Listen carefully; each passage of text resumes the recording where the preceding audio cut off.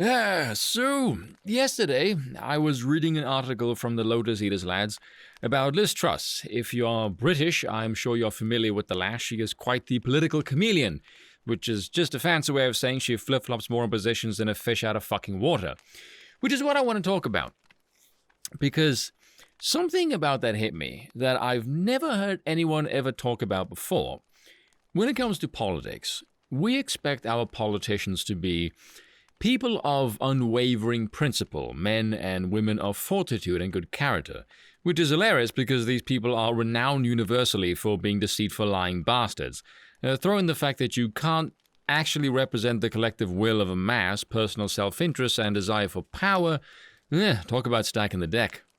So when politicians decide to shift positions, we hate that. We see that as a sign of being unprincipled because we assume, overwhelmingly correctly, that their change in position is motivated by a malicious self-interest. And again, it very well might be. But here is a kicker. If we look at our societies, we live in that dreaded thing called democracy, the will of the people. Politics is downstream from a culture. Society at large is pushed and pulled by the extreme fringes on either end of the poles, and their opinions shift and change via this pushing and pulling mechanism from the polar ends. And so the saturated changes in moods and thoughts trickle down, permeating its way into the political realm down below. People's opinions and thoughts change then, and those people include the voting constituents of elected representatives.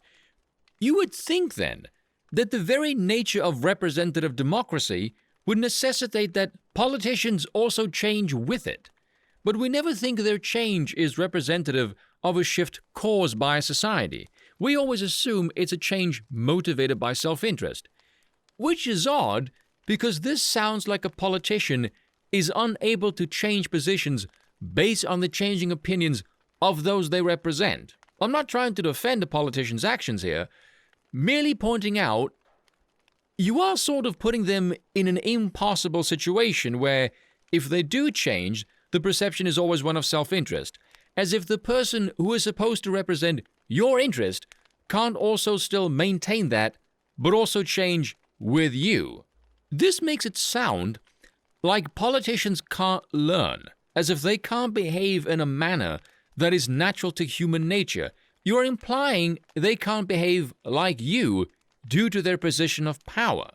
It implies this absurdly rigid idea that everything a politician runs on is the aspect to focus on and not the outcome, which is completely insane.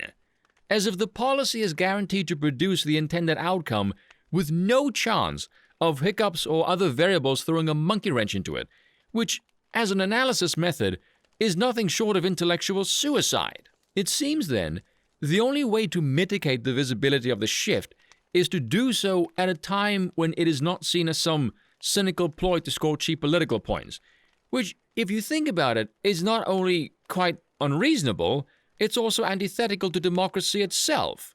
People will say, oh, person X was for Y, and then opinions shifted, now they aren't for it anymore. And this is always viewed negatively, when, in reality, that's a feature of democracy. You're supposed to shift with the will of the people. That's the whole fucking point. You change with the winds.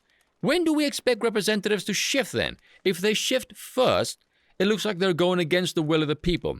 If they shift too late, it looks like they're ignoring the will of the people. If they shift too quickly, it looks like they're trying to take advantage of it. So, what other option do you have?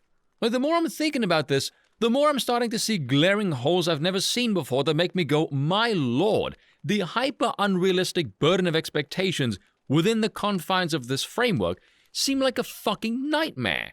Or here's an example. Let's say a politician has a bunch of things he wants to push, but one thing really blows up in the media, makes the rounds, and he isn't in favor of it. It goes up against his principles. The media-inflated thing isn't important, but the media is hyping it. And the other things he wants to pass, collectively, are objectively much better, but it isn't as sexy.